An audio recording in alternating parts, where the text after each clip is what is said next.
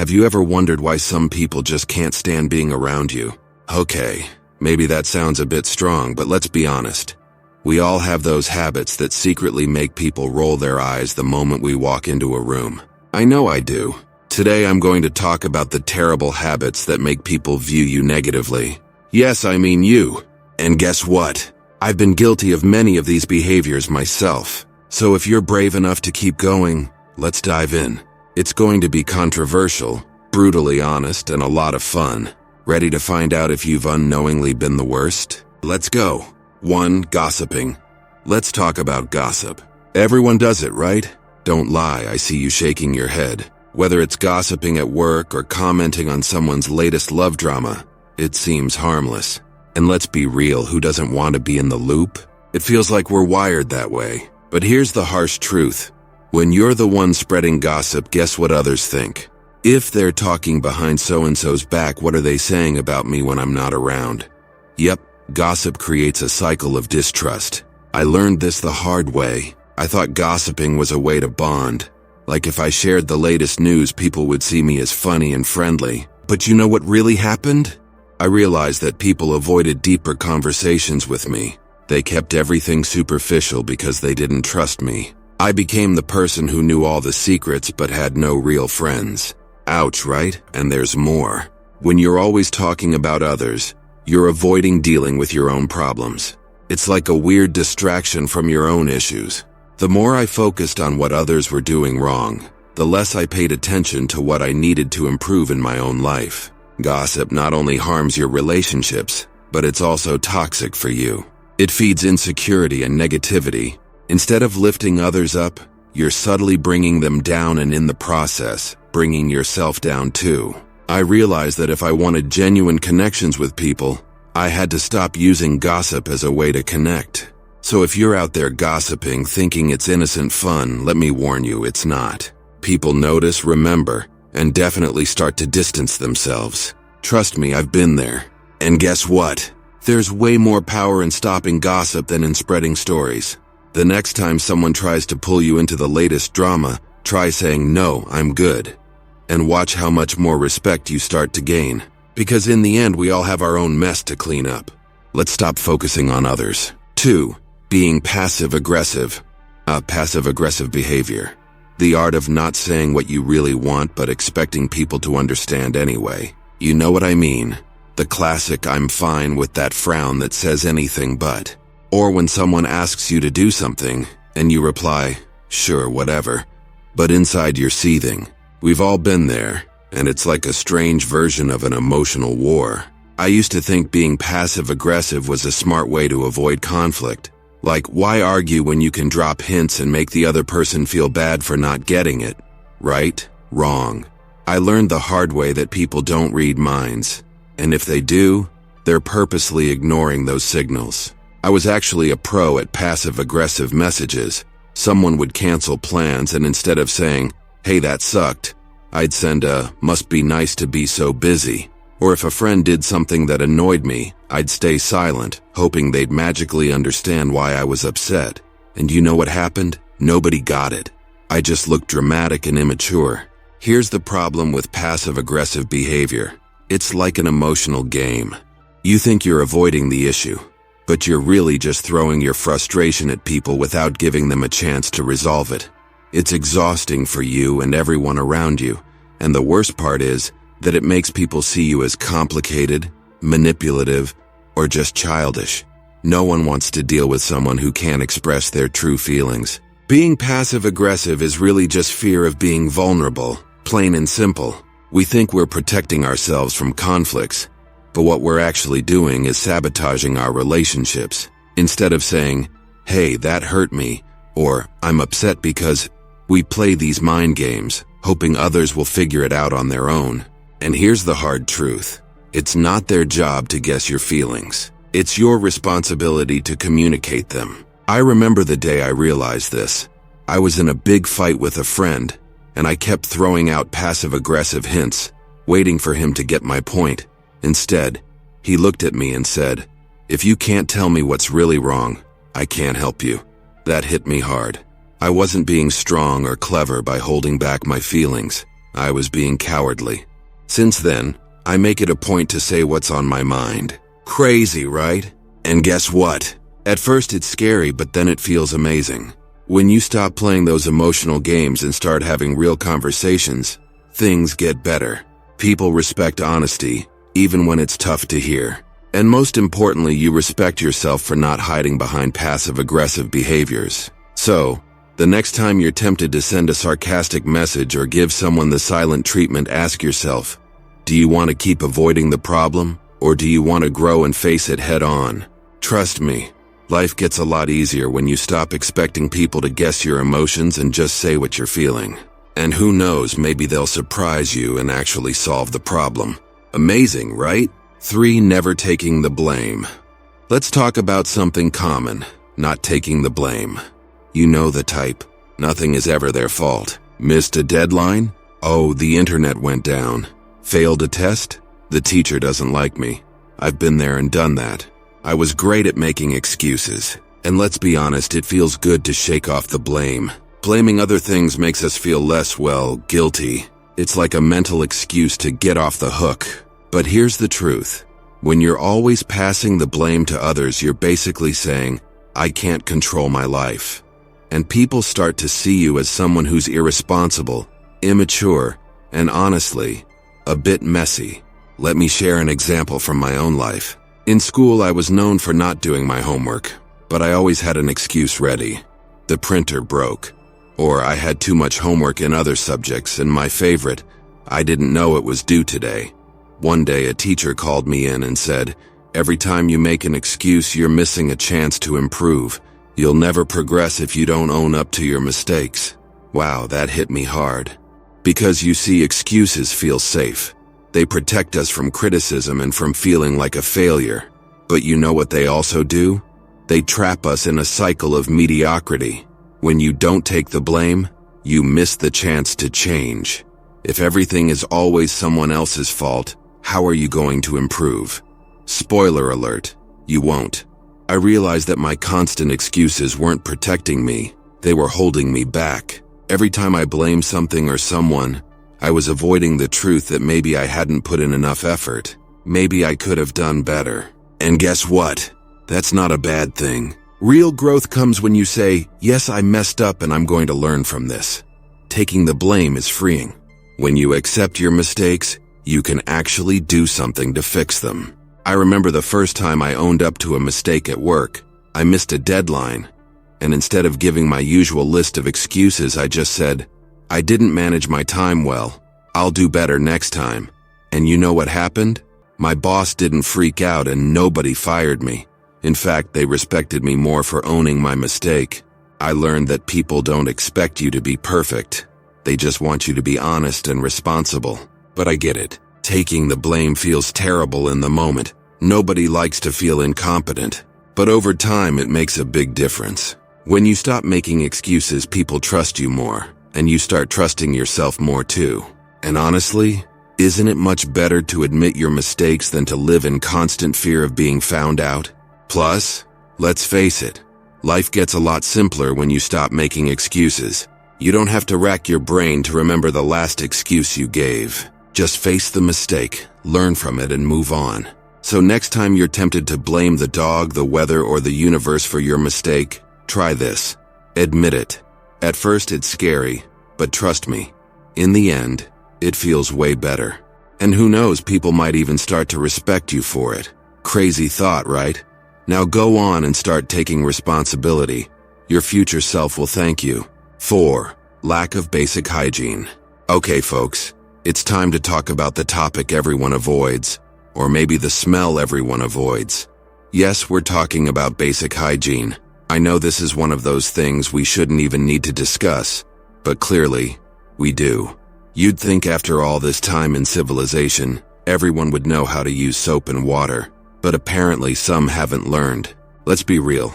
Nobody wants to be that person others avoid because of, well, a certain smell. But it happens. And look, I'm not here to criticize, okay? Maybe a little, but I'm mainly here to help you not be that person. Let me share a story from my own life. When I was younger, like in school, I went through a phase where I thought deodorant was optional. I thought, if I don't smell bad, I'm good, right? Wrong. I only realized that one day when someone kindly but awkwardly suggested I try a new brand of deodorant. That was my wake-up call. Nothing like realizing you're bothering others to rethink your choices. Trust me, I ran home that day and bought all the hygiene products I could find. But here's where it gets interesting. Hygiene isn't just about smelling good. It's about showing respect not just for others but for yourself. Because here's the truth. If you don't take care of your basic hygiene, people start to wonder what else you're neglecting. It's like a silent alarm saying, if this person can't handle a shower, how are they dealing with more important things? It's not fair, but that's how people think. And it's not just about body odor. We're talking unbrushed teeth, greasy hair, dirty clothes, all of it. If you walk around looking like you just rolled out of bed for 3 days straight, people start wondering, is everything okay? Is this person trying? Now, let's get deeper. Sometimes, a lack of hygiene can be a sign of something bigger. Depression, burnout, low self-esteem, all connected. When I went through a tough time, I realized I was ignoring the basics, thinking, what's the big deal? But the truth is, if you don't take care of yourself physically, you can end up feeling worse mentally.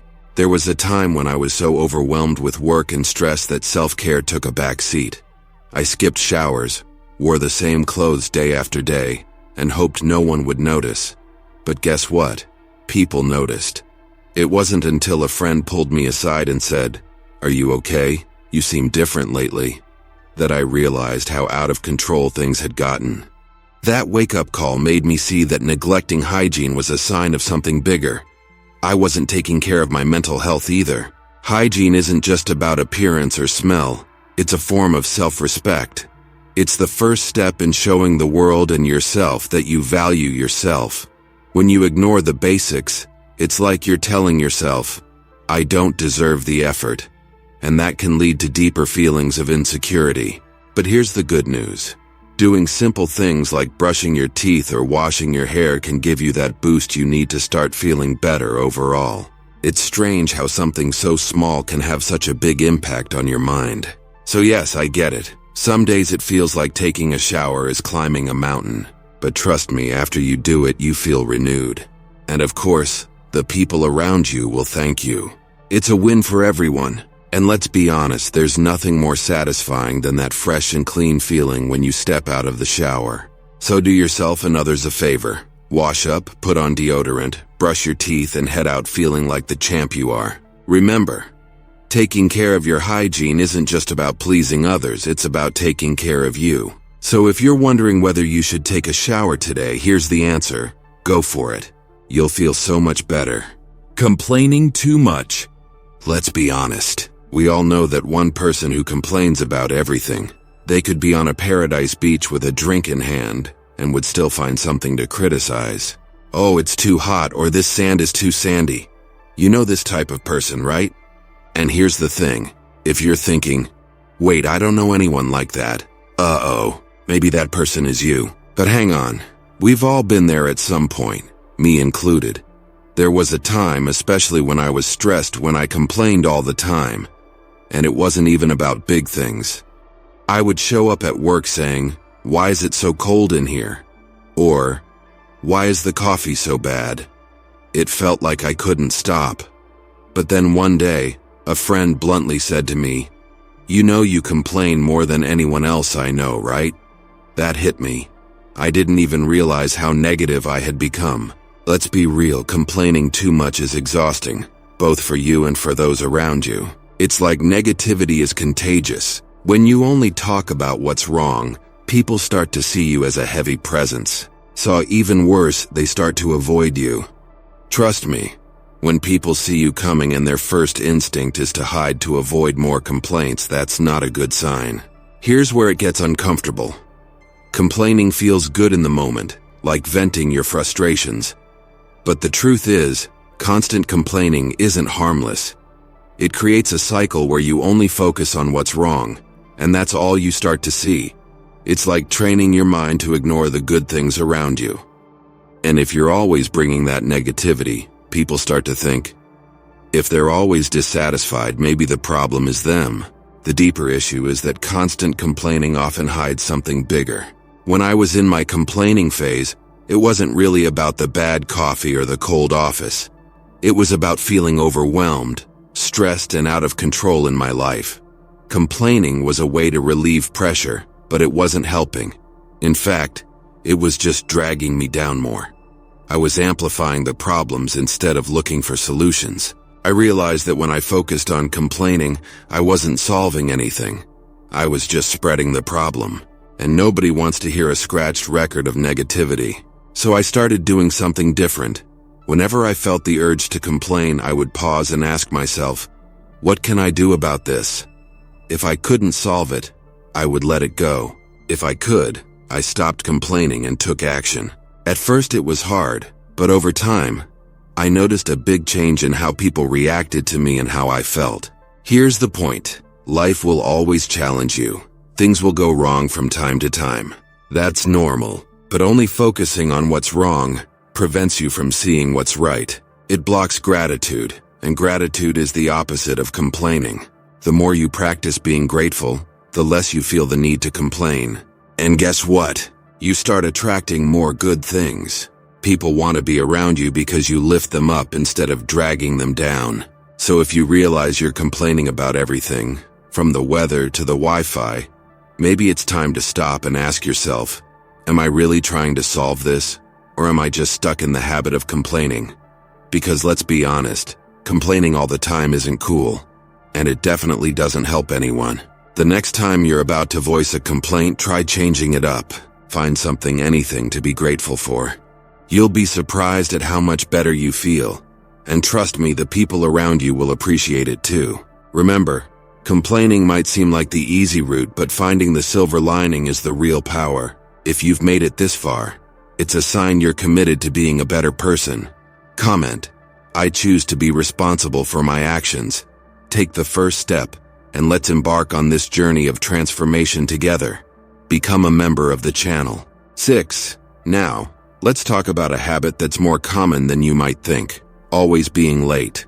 You know the drill. There's always that person who's perpetually late. The classic, I'll be there in 5 minutes, which somehow turns into 20. Or the, I'm on my way, when they're actually still on the couch in their pajamas. Yes, we're talking about those people who seem to live in a different time zone. Now, before you start making excuses, let's be honest. I've been that person. I was the master of being fashionably late, but it was never really fashionable, and it definitely wasn't classy. It was just being late. I thought it was my way of beating time. Want to know something?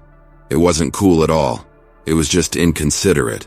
I had a terrible habit of being late to everything. Meetings, dates, family dinners. It didn't matter the occasion. I thought somehow time didn't apply to me. Until one day, my best friend pointed it out. She said, "Did you know that being late isn't just about showing up after the time, but also about showing that you don't value my time?" That hit me hard. I had never thought about it that way.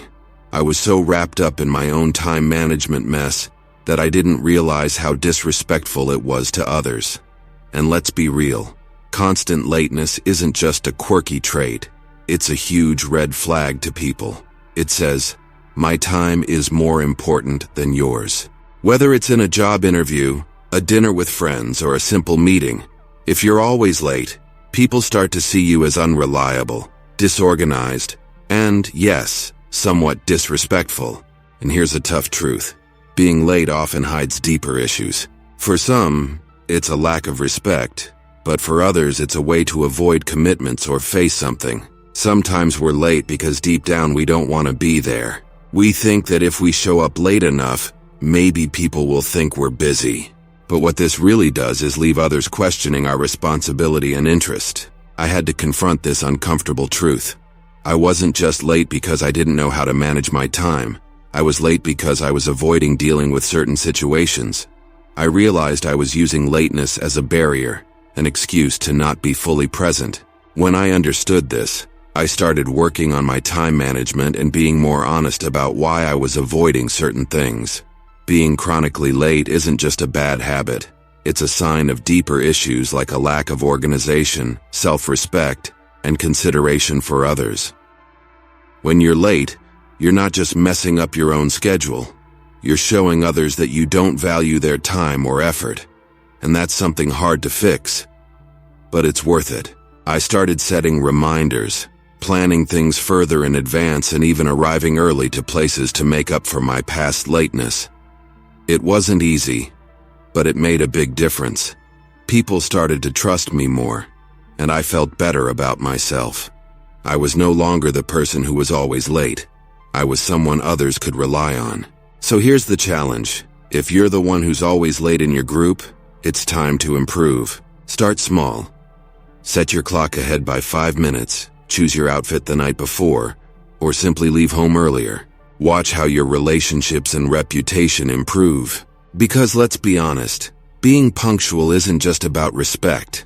It's about not missing out on life's important moments. So stop trying to chase lost time and start arriving on time. Trust me, it will make all the difference. 7. Now let's talk about a habit that many people adopt, playing the victim. You know the type. They always have a list of complaints, and whatever happens, it's always someone else's fault. If something goes wrong, they're the first to say, "Why does this always happen to me?" Well, here's a tough truth. Sometimes, it's not the world against you. It's your way of seeing things. Before you defend yourself, I get it. Life throws its punches, and sometimes it feels like you're the only one taking them all. But here's where it gets interesting. Playing the victim can be a subtle way to avoid responsibility and real growth. And let's be frank, nobody enjoys being around someone who always plays the pity card. I've done this too. I complained that nothing ever went right for me. Lost a promotion at work? Oh, it's because my boss doesn't like me. Relationship problems? I must just have bad luck in love. But you know what? I didn't realize how deep I was sinking into that victim mindset until a friend told me straight out, "You always put yourself in the victim role. But have you thought about how you're contributing to these situations?" That stung, but it was what I needed to hear. And here's the point. Playing the victim can become a habit. It's like wearing a cloak of misfortune. You start believing that everything is happening to you instead of for you. This tires those around you and can significantly limit your personal growth. When you're always looking for someone to blame, you're not seeking solutions or opportunities to learn. Here's another uncomfortable truth. Sometimes playing the victim is easier than facing the uncomfortable truths about ourselves. It's a way to escape responsibility. It's much more comfortable to point fingers and say, "It's not my fault," than to look in the mirror and ask, "What could I have done differently?" But let's be realistic. This doesn't empower you, it weakens you. If you catch yourself always taking on the victim role, it might be time to stop and reflect. Finding solutions instead of excuses can transform how you deal with challenges and how others perceive you. I learned this the hard way. There was a time when I always blamed others for my failures at work. Only when I started taking responsibility for my choices and actions did things begin to change. I stopped seeing myself as a victim and started seeing myself as someone active in my own life. It was liberating. Instead of waiting for everything to improve on its own, I began to make changes, set goals, and work hard to achieve them. Playing the victim is like being stuck in a hamster wheel. You run and run, but you don't get anywhere. When you stop being a victim and start taking responsibility, you free yourself from that cycle. This doesn't mean problems will go away, but it means you'll be better prepared to face them. It's about shifting from a mindset of powerlessness to one of empowerment. So if you find yourself falling into that victim mentality, try this. Instead of asking, "Why is this happening to me?"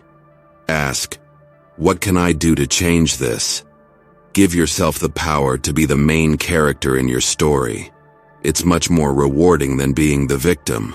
The next time you feel like playing the victim card, remember that you have the ability to change the course. Take the reins of your life and watch how everything around you, including your relationships, transforms. And if you need a reminder, come back and watch this video again. I promise there's no room for a victim mentality here. Just a dose of motivation with care. Well, folks, that's it. We've covered some of the worst habits that can make people see you negatively, like gossiping, being passive-aggressive, never taking responsibility, neglecting hygiene, or, as you know, complaining about everything.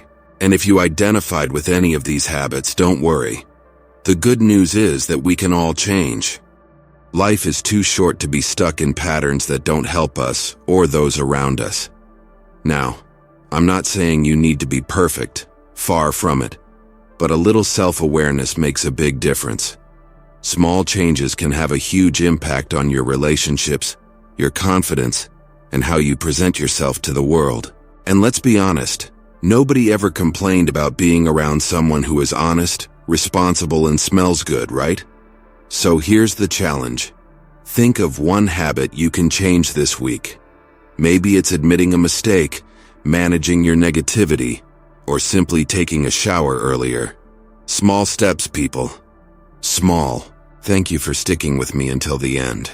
If you laughed, learned something new, or even had that uncomfortable moment of reflection, leave a like, comment, subscribe, and share with someone who might need a little push too. Become a member of the channel. We're all in this together. Nobody is perfect, but we can all improve. And remember, the next time you feel like gossiping or complaining, ask yourself, what would I say about myself? That's always a good starting point. See you next time.